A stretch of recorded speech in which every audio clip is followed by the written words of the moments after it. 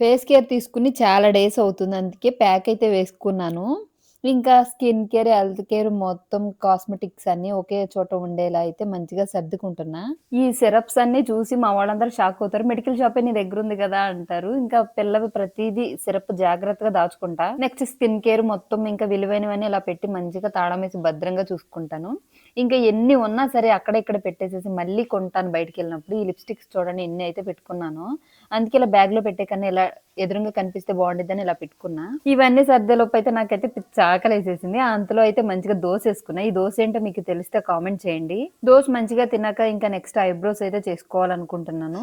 Eyebrows అయితే చేసేటప్పుడు ప్రతిసారి భయపడతాను. ఎందుకనో మంచిగా రావని. ఎప్పుడు చేసుకున్నా బా వస్తాయి. నెక్స్ట్ వచ్చేసి హెయిర్ కేర్. హెయిర్ కేర్ అంటే ఏం లేదు. హెడ్ బాత్ చేసిన ఒక 2 వీక్స్‌కి ఒకసారైనా సరే నేనింకా హెయిర్ కట్ చేసుకుంటాను. చివర్లో మంచిగా చిట్లి పోకుండా మంచిగా ఉండేలా చూసుకుంటాను.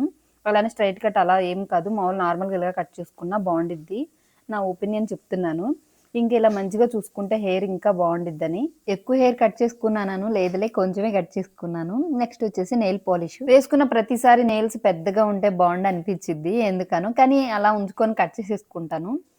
నెక్స్ట్ ఇంక నెయిల్ పాలిష్ కూడా అయిపోయింది. ఏంటి ఇంత హెయిర్ కట్, నెయిల్ పాలిష్ ఉంది రేపు సండే అని కొంచెం స్పెషల్‌గా ఉండాలని ఇంకా మొత్తం కేర్ తీసుకుంటున్నా. వీడియో నచ్చితే లైక్ చేయండి.